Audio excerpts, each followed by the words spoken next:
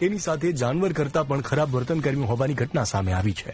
अहमदाबाद साबरमती विस्तार में रहता विद्यार्थी नोंधावेली किसान और स्टूडेंट्स तो इस देश में सुसाइड करने के लिए ही पैदा हुए हैं। तो वेलकम गाइस। तो आज हम बात करने वाले हैं कंगना रनौत के बारे में। तो गाइस, क्या कंगना रनौत को सीआईएसएफ महिला जवान ने थप्पड़ मार दिया? बेसिकली गाइस, कंगना रनौत आज चंडीगढ़ एयरपोर्ट से दिल्ली के लिए रवाना हो रही थी। तभी चंडीगढ़ एयरपोर्ट पर सिक्योरिटी चेक होने के बाद में कंगना रनौत जैसे ही आगे बढ़ती है, तभी एक सीआईएसएफ की महिला जवान उनको थप्पड़ मार देती है। बेसिकली उस सीआईएसएफ महिला जवान के थप्पड़ मारने का रीजन क्या था, आइए मैं आपको बताता हूँ। वेल गाइस, आप लोगों को पता होगा कुछ टाइम पहले पंजाब में किसान प्रोटेक्शन हुआ था, जिसमें कंगना रनौत ने किसानों को लेकर एक बयान दिया था कि सभी किसान खालिस्तानी और वो 100 रुपए लेकर इस प्रोटेक्शन में बैठे हैं। तो उसी चीज को लेकर उस सीआईएसएफ महिला ने कंगना रनौत को चंडीगढ़ एयरपोर्ट पर थप्पड़ मार दिया और उस सीआईएसएफ महिला जवान की एक वीडियो भी वायरल हो रही है। तो आप वो वीडियो देखिए।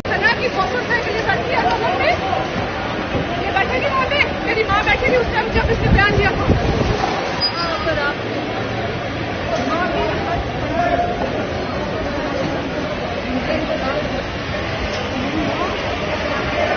एंड गाइस, इन सब के बाद में कंगना रनौत अपने इंस्टाग्राम पे एक स्टोरी अपलोड करती है, जिसमें वो इसी इंसिडेंट के बारे में बात करती है। तो वो उस इंस्टाग्राम स्टोरी के थ्रू क्या कहती है, आप खुद उनसे सुन लीजिए। नमस्ते दोस्तों, मुझे बहुत ज़्यादा फ़ोन कॉल्स आ रहे हैं, मीडिया के भी और मेरे शुभचिंतकों के भी। सबसे पहले तो I am safe, I am perfectly fine. आज चंडीगढ़ एयरपोर्ट पे जो हादसा हुआ वो सिक्योरिटी चेक के साथ में हुआ। वहाँ पे मैं सिक्योरिटी चेक करके जैसे ही निकली तो दूसरे कैबिन में जो महिला थी, जो सुरक्षा कर्मचारी थी सीआईएसएफ की, उन्होंने उनके पास या उनको क्रॉस करने का इंतज़ार किया और साइड से आकर जो है मुझे मेरे फेस पे हिट किया और गालियां देने लगी। और जब मैंने उनको पूछा कि उन्होंने ऐसा क्यों किया, तो उन्होंने कहा कि वो फार्मर्स प्रोटेस्ट को जो है वो सपोर्ट करती हैं। और I am safe, but my concern is कि जो आतंकवाद और उग्रवाद पंजाब में बढ़ रहा है, how do we handle that? Thank you. And guys, इसके बाद में उस सीआईएसएफ महिला जवान को अरेस्ट कर लिया गया है। एंड गाइस, आगे हम बात करने वाले हैं रजत दलाल के बारे में। तो गाइस, रजत दलाल को अहमदाबाद पुलिस द्वारा अरेस्ट कर लिया गया है। बेसिकली उसका पीछे का रीजन क्या है, आइए मैं आप लोगों को एक्सप्लेन करता हूँ। तो कुछ टाइम पहले एक लड़का है जो कि 18 साल का है। तो वो क्या करता था कि रजत दलाल के जिम में वर्कआउट करता था और वो रजत दलाल की एक वीडियो बनाकर सोशल मीडिया पे शेयर करता है विद द कैप्शन, रोज सुबह अपना मुंह जिम में दिखाकर मेरा दिन खराब करता है। एंड उस वीडियो में बहुत सारे लोग क्या कर रहे हैं, रजत दलाल को टैग वगैरह करने लगे। एंड वो वीडियो देखने के बाद में रजत दलाल ने उसका रिएक्शन दिया। पहले तो रजत दलाल ने उस लड़के का अपहरण किया, फिर उससे टॉयलेट साफ कराया, उसके मुंह में गोबर डाला और उसके मुंह पे पेशाब भी किया। एंड उसके बाद में रजत दलाल खुद को उस लड़के से पापा बुलवाया। उसके बाद में रजत दलाल उस लड़के को उनके घर पर छोड़ते हैं और उनकी माँ को भी धमकी देते हैं कि हम हरियाणा के जाट है, हमारा कोई कुछ नहीं बिगाड़ सकता। उसके बाद में उस लड़के की मदर ने पुलिस स्टेशन में शिकायत दर्ज की एंड रजत दलाल को अरेस्ट कर लिया गया। तो इसी टॉपिक के ऊपर पिप बॉय ने भी अपने यूट्यूब चैनल पे 7 मिनट की एक वीडियो अपलोड की, जिसमें वो बहुत कुछ बताए। तो छोटा सा क्लिप में उस वीडियो को आप लोगों को दिखा देता हूँ। अभी रिसेंटली एक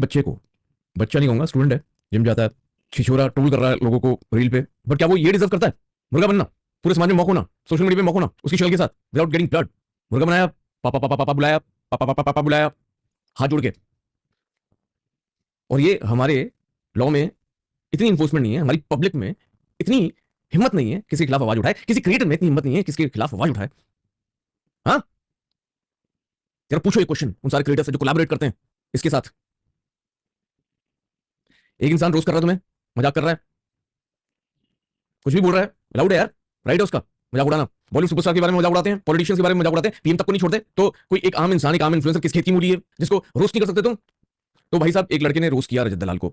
एंड गाइस, पिप बॉय ने न्यूज बॉय को भी ट्रोल कर दिया। वो क्यों, आप खुद देख लीजिए। और कई न्यूज चैनल्स हंस के दिखा रहे हैं इस चीज को। तो चलिए नेक्स्ट अपडेट के बारे में बात करते हैं, रजत दलाल के एक लफड़े के बारे में। तो एक जन ने एक रील डाला था, वो वर्कआउट कर रहा होता है एंड रजत दलाल उसके सामने से जाते हैं। तो वो लिखता है, रोज सुबह अपना मुंह जिम में दिखाकर मेरा दिन खराब करता हुआ माइटी राजू रजत। तो भाई जैसे ये रील वायरल हुआ, काफी सारे लोगों ने रजत दलाल को टैग किया शायद से। इसके बाद भाई उन्होंने ले लिया एक्शन। रजत दलाल एक स्टोरी पोस्ट की उसी रील को शेयर करते हुए, action next story for reaction. उस बंदे का आगे हम बात करने वाले हैं नीट एग्जाम स्कैम एक्सपोज के बारे में। तो गाइस, एक क्रिएटर है जिसने नीट एग्जाम स्कैम को एक्सपोज कर दिया। वो कैसे, आइए आप खुद देख लीजिए। मोदी जी माना आपको पढ़ाई लिखाई से प्रॉब्लम है, लेकिन खुद के पास डिग्री नहीं है तो अब क्या किसी को भी नहीं लेने दोगे क्या? और एनटीए तुम्हें क्या लगा था 4 जून को इलेक्शन के रिजल्ट के टाइम अचानक से नीट का रिजल्ट डिक्लेयर कर दोगे तो कोई तुम्हारे स्कैम के बारे में बात नहीं करेगा क्या? सोचा होगा उधर सरकार की 400 पार और इधर हमारे स्कैम की नैया पार। किसान और स्टूडेंट्स तो इस देश में सुसाइड करने के लिए ही पैदा हुए हैं, तो अगर कुछ बच्चे तुम्हारे इस नीट स्कैम के चक्कर में ऐसा कदम भी उठा लें तो क्या ही फर्क पड़ेगा, है ना? अब फर्क पड़ेगा। Now all eyes on NTA, क्योंकि इस बार बात देश के हर उस नीट एस्पिरेंट की है जो आंखों में आंसू लेकर चीख चीख कर तुमसे पूछ रहा है कैसे 67 स्टूडेंट्स के 720 में से 720 नंबर आ सकते हैं, कैसे इस लिस्ट में 62 से 69 तक जो स्टूडेंट्स हैं उन सबके रोल नंबर्स की सीरीज सेम है, उनके सरनेम नहीं है, वो सारे एक ही सेंटर हरियाणा के हैं। ऐसा लग रहा है नीट के रिजल्ट ना हो गए एग्जिट पोल हो गया, एकदम फेक। नीट एस्पिरेंट्स के बेबस माता पिता एनटीए से चीख चीख कर पूछ रहे हैं कि जब एनटीए के एग्जाम में एक सवाल छोड़ने पर 4 नंबर कटते हैं और सवाल गलत होने पर 5 नंबर कटते हैं, तो कैसे इन स्टूडेंट्स के 720 में से 719 और 718 नंबर आ गए? और भैया दुनिया के किस एजुकेशन सिस्टम में पूरे नंबर लाने पर 1.54 रैंक आती है? या नीट पी का रिजल्ट दिए हैं क्या? ऐसा लगता है कि सारी सरकारी एजेंसीज ने ना आपस में सोने का कंपटीशन रखा हुआ है,